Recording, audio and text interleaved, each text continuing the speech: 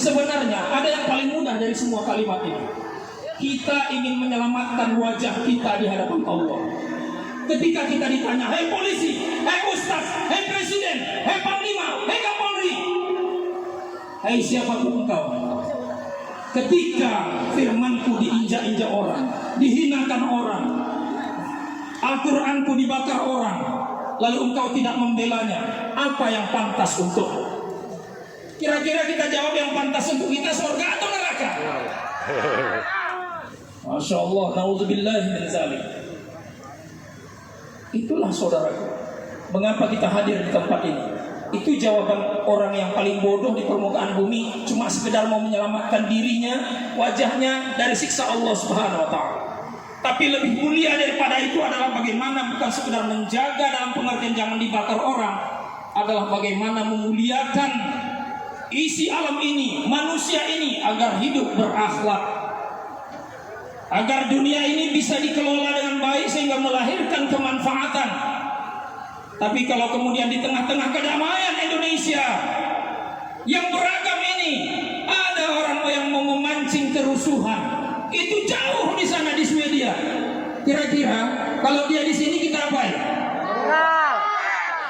Kata Al-Mukarram Ustadz Ibnu Abdul Aziz, disebutkan dalilnya, dipenggal kepalanya.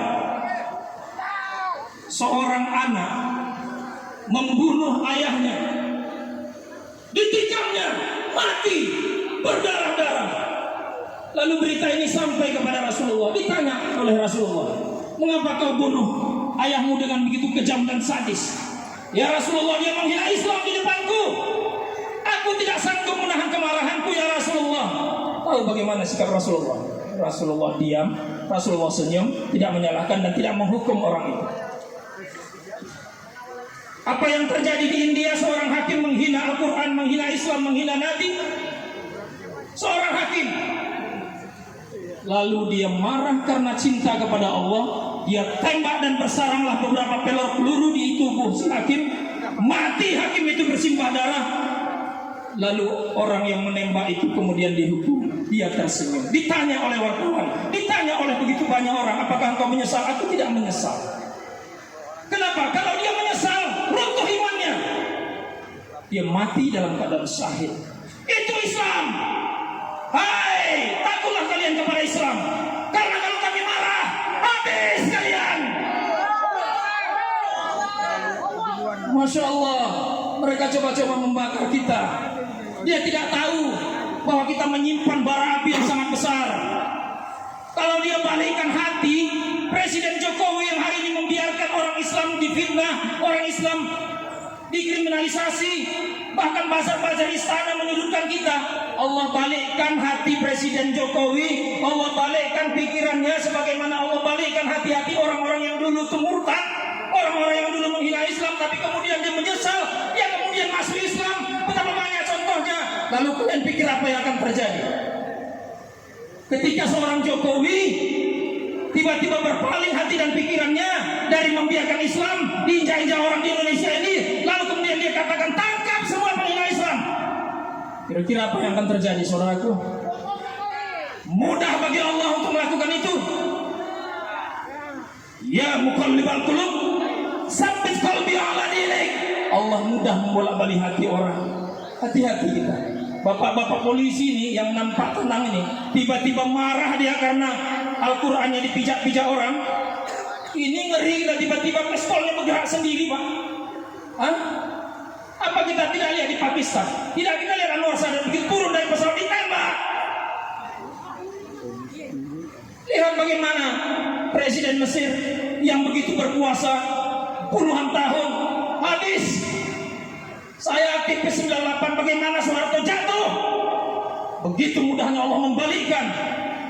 Maka berhati-hatilah. Berhati-hatilah saudaraku. Ya, berhati-hatilah. Ramadan semakin dekat, kita diajar untuk menahan diri. Tapi kalau kontrol Ramadan itu lepas, ngeri juga kita. Lihatlah peristiwa 65. Betapa sebelumnya 48 dan sebelum-sebelumnya umat Islam dibantai, kiai dibunuh, santri-santri dibunuh, dibakar, pesantrennya dibakar, dihancurkan. Tapi ketika Allah balik Brazil di tahun 65, puncak daripada bagaimana Allah membalikkan itu, tewas 7 jenderal. Tapi kemudian setelah 7 jenderal habis PKI, habis PKI di seluruh Indonesia. Itu yang kita khawatir kalau umat sudah marah. Lihat apa yang terjadi di Poso. Mereka bakar masjid pada waktu itu hari raya Idul Fitri. Mereka bunuh umat Islam. Anak-anak dipenggal, anak-anak dibakar, nenek-nenek dipenggal, disembelih, kepala ditenteng, bahkan di sebelah tentara. Videonya beredar viral.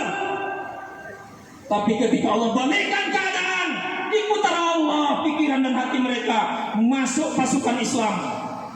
Apa yang terjadi? Habis mereka kafir-kafir itu. Itu di Poso. Videonya sampai hari ini masih kita simpan. Nggak usah tanya saya, pasti di kepolisian juga ada. Itu yang kita khawatir, Pak. Kita cinta kedamaian ini, karena kita pengen juga hidup enak di negeri yang bermahrifah Longzinawi ini. Karena lengkap semuanya ada di Indonesia. Betapa kita mendambakan hidup tentram damai, Toto tentram Kertora Harjo, dan kemudian kita juga ingin hidup damai dengan semua itu, bukan dengan keadaan seperti ini. Itu rumus Paludan hari ini. Kalau sekiranya boleh saya berfatwa, maka saya akan menyampaikan pesan Rasul yang disampaikan oleh Al-Mukarram Al-Ustaz Ibnu Abdul Azir. Hari ini siapapun yang menemuinya, penggal kepalanya. Wabillahi taufiq wal hidayah. Assalamualaikum warahmatullahi wabarakatuh. Waalaikumsalam warahmatullahi wabarakatuh. Baik. Jam 9.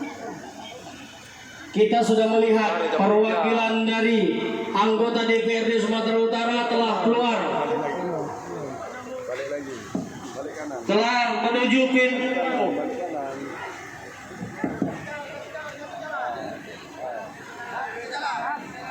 Baik, kasih jalan ya kawan-kawan.